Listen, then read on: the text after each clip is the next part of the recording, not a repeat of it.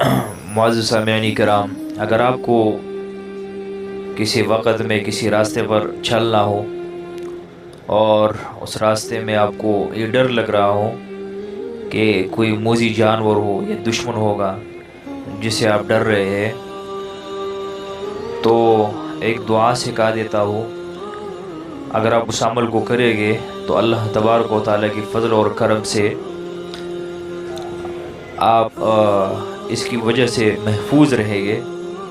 اس دعا کو آپ پڑھیں 7 مرتبہ، اور پھر جو ہے اپنے آپ پر اس کو پھونک کے دم کرے. وہ سورہ بقرہ کی آیت نمبر 18 ہے، جس کے الفاظ یہ ہے: صم بکم عمی فہم لا یرجعون. یہ مختصر سی آیت ہے، لیکن اس کا فائدہ انشاءاللہ تبارک و تعالیٰ آپ کو ضرور محسوس ہوگا.